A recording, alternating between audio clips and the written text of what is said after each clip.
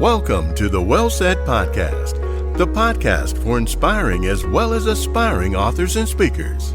Now, here's your host, dynamic author and speaker, Cedric L. Threets.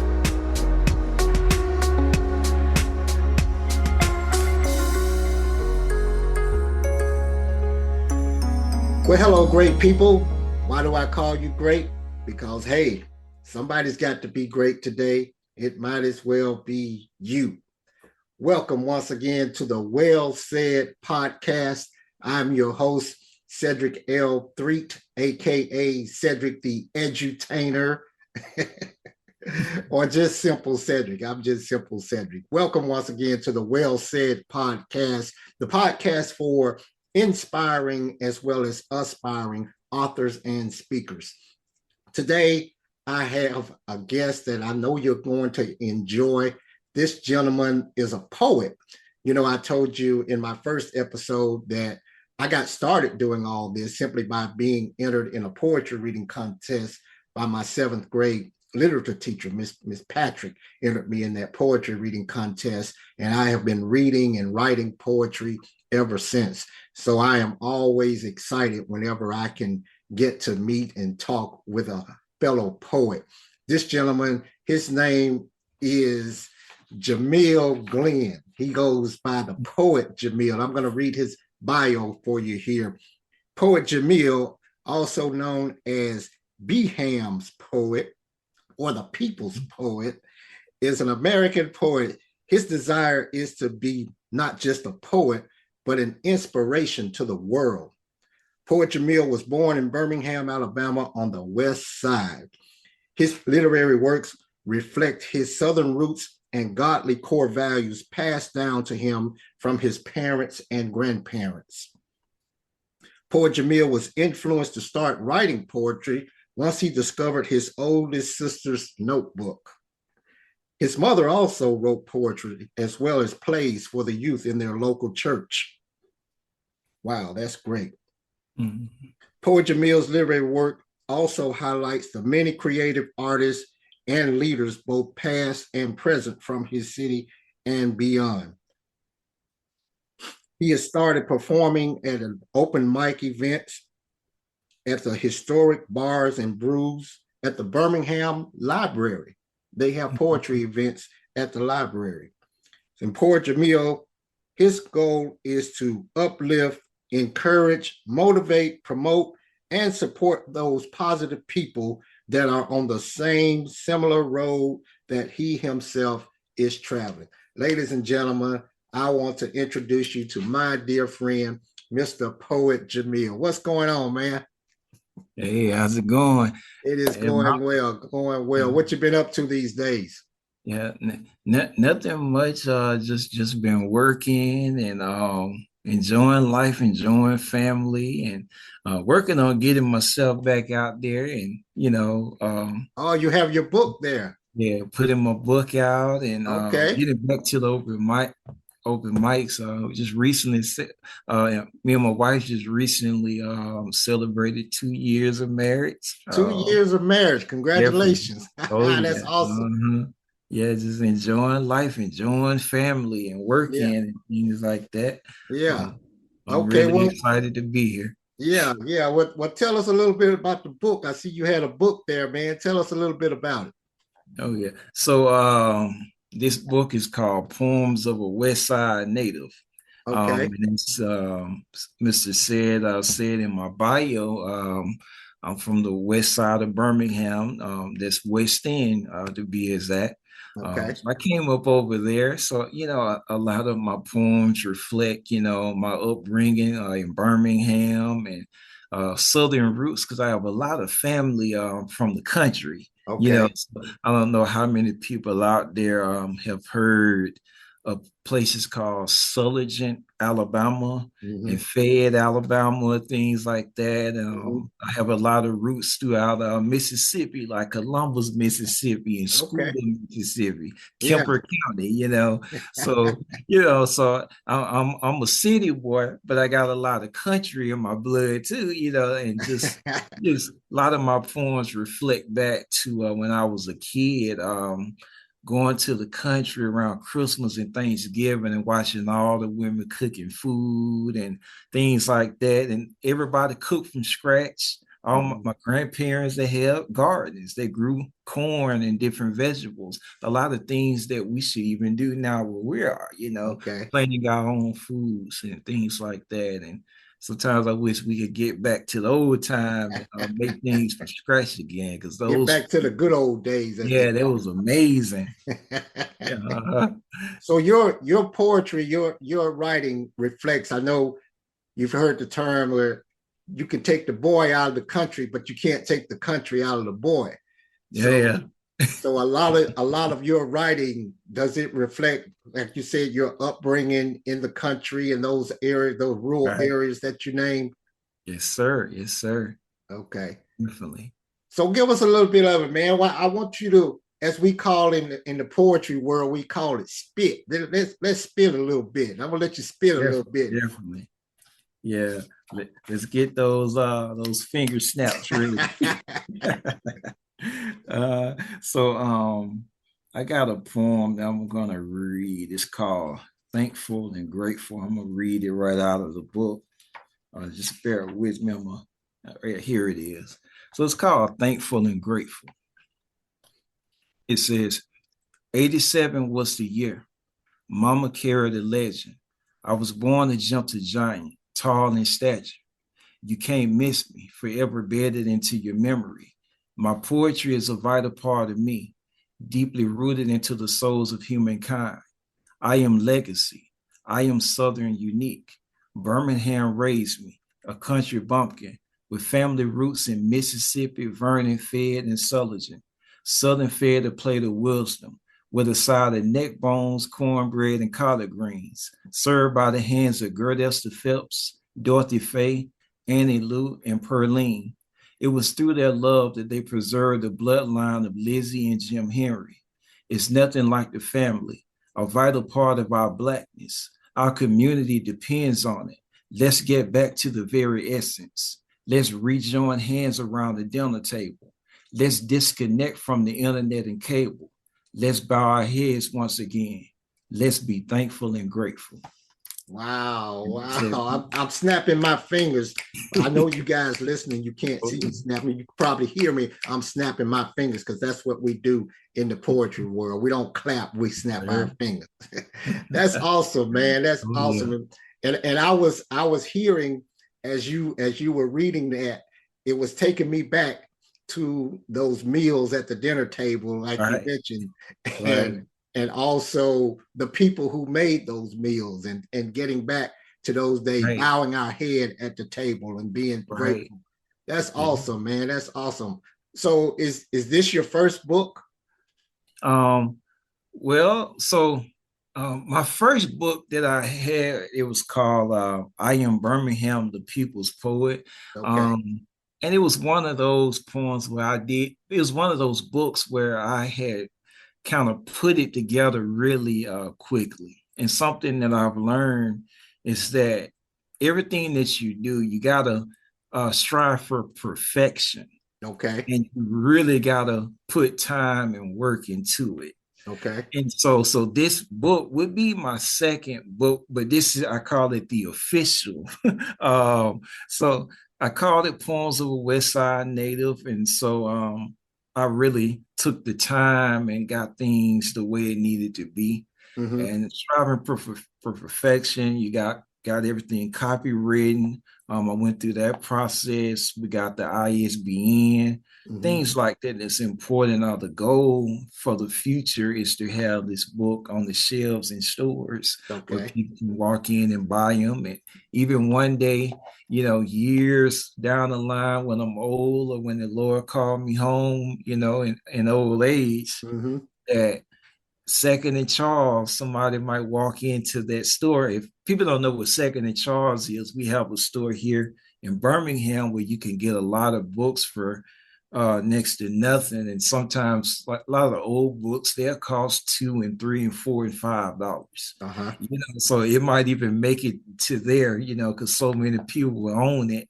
and then they would go in there, turn books in and things like that. So they might sell it for a lot less than what it originally was, but the older they get.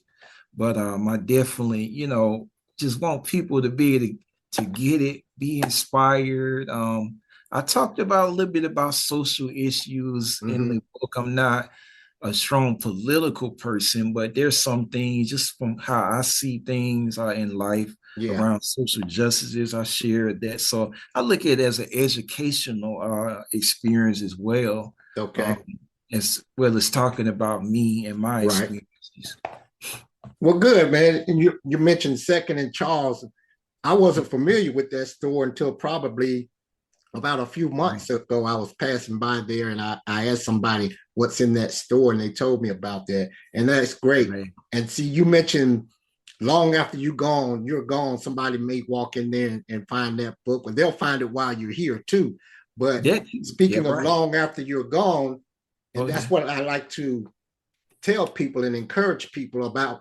The beauty of writing a book is a great way to leave a legacy. I used to be part of a Toastmasters club where we would do our own speeches. One of my speeches was about how to leave a legacy. And I talked about during that speech, the best way to leave a legacy is to write a book, because that book will be here long after you're gone. I use the example of Dr. Seuss. Dr. Seuss is long gone, but people still read Dr. Seuss's books. So that's great, man, that you're doing that. So, and you said that you self-published this book. Did you make any attempts to have it published by a mainstream publisher, or you just went straight self-publishing? Yeah, I went straight self-publishing. I use Kindle Direct Publishing. Okay. And we got it on Amazon right now. So, if people want to buy the book, just type Poems of a Westside Native. And my author name is my government name, Edward J. Glenn. J is for Jamil, as Mr. said, called me at the beginning. But you can get that book off of Amazon. Okay. Do you have a website? Not currently. Okay. Not currently, but that's going to be in the works in the future. But what about your social media? Right. Yeah, you can follow me on Instagram at Poet Jamil. Jamil is spelled Jamil, Poet Jamil. And you can connect with me there. You can email me at ejglenn87@gmail.com. And I'm very responsive. I love meeting people. I call myself the people's poet because I feel like poetry is all about the people. And encouraging people and just kind of being the change that you want to see in the world. Being an example for people, and it starts with our individual selves. So I love to share for the people. Now, in your bio, I read something about you do open mics. Tell us a little bit about the open mics. Right. Yeah, I started at Bars and Brews. So that was when a poet, a well-known poet, he passed away a little bit after 2020, and his name was Voice Porter. And so he was very vital to our creative arts community here in Birmingham. And it was sad that he passed away, but you could really see a lot of the impact that he made even in his passing. So many people poured out love and to his family and spoke about his life. I had the opportunity to share a piece at his memorial service and things like that. But I started there. I will say I was nervous, to get up on that stage. But one thing, it's like it's like you have to be able to, you got to step out. The only way that you're going to be able to share your art, you got to step out. Right. No matter how nervous that you might feel, sometimes you have to think of it from the perspective that the things that you're saying just might heal somebody else, or it just might be something that somebody else need to hear. And like even to this day, what makes me so glad that I've stepped out is that sometimes like I walk around Birmingham and just random people will approach me and say, "Hey, you're a poet. I heard you, and I heard you at this event." And you Mm-hmm. might not know them, and sometimes it might feel kind of scary, Right. living in these times. But Yeah. for Yeah. people to kind of know you and you be inspired by something that you said in your poem, or like, Mm-hmm. hey, it's something that we needed to hear. It Yeah. makes you want to get out and do it a lot more. And Mm-hmm. I mean, you might always have some chills when you get on stage, but I like to encourage people, step out. I Yeah. have a poem where I said that like we are all like God's poet laureates. Mm-hmm. We're prominent. We're highly esteemed. God, He's given us these words to share, and Okay. it's inside of us. And sometimes certain things might be hard to share, Mm-hmm. but there's some things that we need to share with people to show people how we heal from different past Right. traumas, things Right. like that. And poetry is for everybody. It's Yeah. therapy. Yeah. Yeah. And that's great. You mentioned being out and somebody approaching you. You never know who you Right, might meet. I mean, just get out there and do it. I believe that we're not given these words for nothing. right, We're given these words to go out and share with the public. Somebody needs to hear what you have. But you know how we are. We try to be humble, and we don't think more highly of ourselves than we ought. But the word didn't say that we shouldn't think highly of ourselves. It just says don't think more highly of yourself than you ought to, mhm, because something you have to say may just heal somebody, may just help somebody. You right. never know. So getting out and doing those events like you do is great. You have another poem that you'd like to share with us? Yeah, I could share another one. Just kind of uh, speaking into what we was just saying. I believe that God, He's like a poet. He's a Okay. creator, and like He spoke everything into existence. Yeah. And Yeah. words is how we even came to be. He spoke us into Mm-hmm. existence. It's Yeah. what He did form us from the dust. He formed man from the dust of the ground, Mm-hmm. but that was creativity. Right. That Right. was art. And Mm-hmm. even when you look at earth and when you look in the middle of the word earth, you see art. Okay. uh, but I never knew that. That's cool. right. So this poem I call Awaken, O Creative. And it says, today is a new day to awaken the creative inside of you. As long as you have breath, that means Papa God isn't finished with you yet. We are His poet laureates, prominent and esteemed, highly valued. We are worth top value. Our art is worth more than any dollar or cent. Today is the return of common sense, a restoration of consciousness and innocence. We are the greatest part of history. Born legends among many stars, the time is now we step into our identity because our children are stepping into our footprints. We must strive to be a near perfect example because our children will multiply and then amplify that example throughout many generations to come.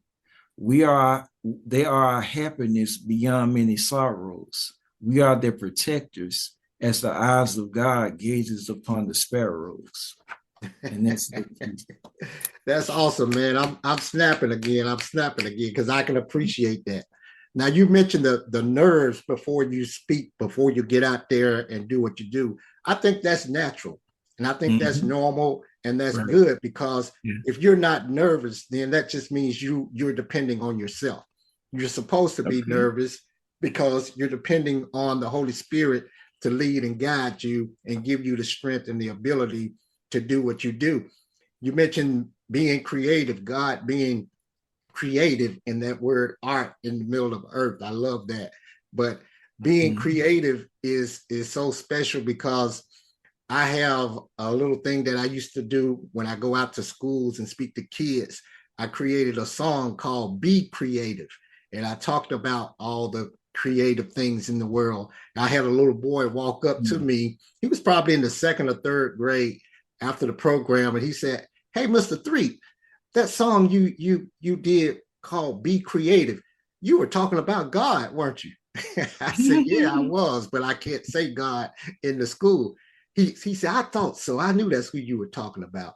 So those creative genes, man, those juices, they get to flowing. I believe God had all of us on an assembly line when we were in heaven before he sent us here. And he was just saying, "I'll put this gift and talent in this one. I'll put this gift and talent in this one, and this one. And they're just to use it to my glory." And then he just sent us out. And that's what we do. Because my motto is God has a purpose for every man and a man for every purpose, meaning that he's put all of us here to do something. And even if somebody is doing the same thing you're doing, they're not going to do it the way God told you to do it. I meet people who they'll say, "Well, somebody's already done that," or "Somebody's already written a book like that." And I ask them, "Well, what does that have to do with you?" Right. That has nothing to do with you. You're a poet, but your poet is not like my poetry.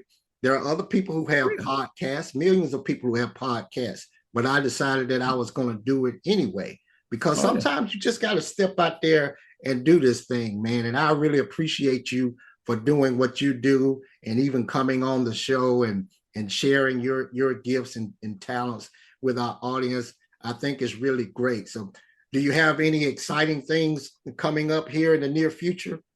Not lately. At some point, I do want to release another book. I probably won't speak too much into it because I'm still kind of putting everything together. I do have a poem called, I would say, well, I consider the poem is called Black Boy Rise. So I want to make a book around that poem. Okay. And I feel like there's something that's needed. So I do want to publish other books and do a lot more work with the creative arts community and serve more nonprofits, and just want to be an instrument, to whatever that God has for me. I also really enjoy recording my own spoken word pieces as well. Okay. I love a lot of instrumentals and like old school samples and things like that, and recording my words, because even like after we as poets are gone, I try to encourage every poet, like, record yourself. I know someone might say, "Well, I don't like the way I sound." Don't worry about that. Even if it's not even with music, you could do an acapella, but it's good to have that, so that way people can go back and not just only read your works, but they can even listen to you say it and how you say it. And it makes it more personable, a more personable experience. And even after you're gone, like, your words last forever. Right. I heard that there was a thing someone said, like, your words, when you speak it, they travel and they keep going. And some even say, your into the throne room of God, and he hears it. And that's even why they say to be careful what you speak, and how the power of life and death is in the tongue and things like that.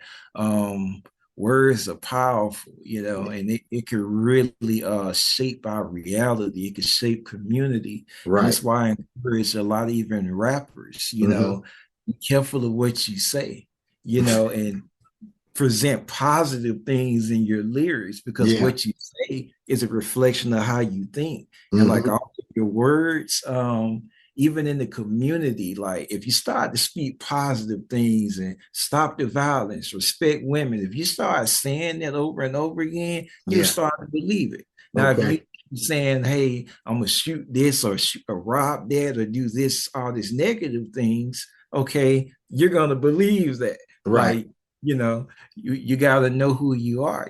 Say, with our kids, I would always tell them, "Hey, say you're a king, or say that you're a queen, say you're a child of God, and you're gonna believe it."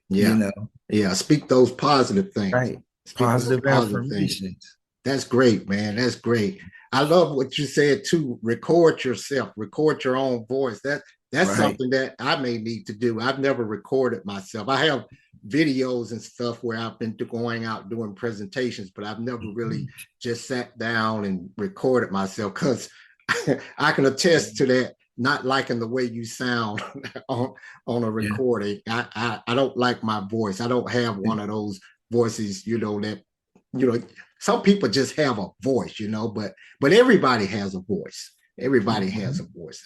So that's great, man. Well, hey, Poet Jamil, thank you, man, for coming on to the Well Said podcast. I really enjoyed having you here. If people wanted to have you come out and speak or do some spoken word or anything like that, how may they contact you? They can email me. Again, my email is ejglenn87@gmail.com. It's EJGLE with 2 N's. Okay. 87@gmail.com, or Instagram, Poet Jamil, Jamil. Very responsive. Just reach out to me there, and we can definitely set it up. I love to be a part of anything that people have, poetry readings and different open mics and things like that. I would love to even travel out of Birmingham, right? And I'm very highly motivated by the Black arts movement of the 70s, of the like Sonia Sanchez, man, from Birmingham, and Margaret Walker, and so I definitely want to be able to leave a legacy and just share my words with as many people as I can while I'm here and just inspire people. So, well, great, man. We really appreciate that information. And hey, if you need an artist or a speaker to come out, somebody with some spoken word to inspire your people, contact Poet Jamil. His information is out there. Thanks again, man, for coming on. I really appreciate you joining us on the Well Said podcast, because everything you said was well said. Likewise. And I just wanted to say in closing, appreciate you and this whole platform that you're building. Is definitely needed, and it's definitely inspiring me to go along with my podcast idea as well. Okay. If people that's listening, would you get ideas, write them down, put them into fruition. But I appreciate you. No matter how old people are, it's never too late to start your dreams. So, right.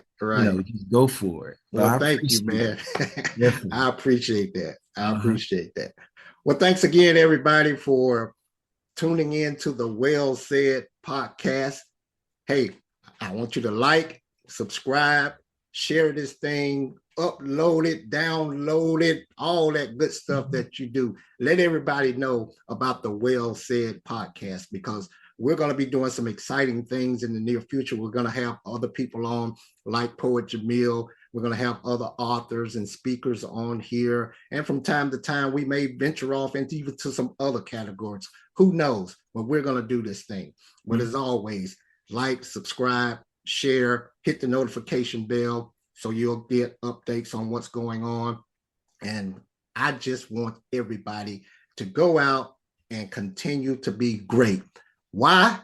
Because somebody's got to be great today, and it might as well be you. Take care. Yeah. All right.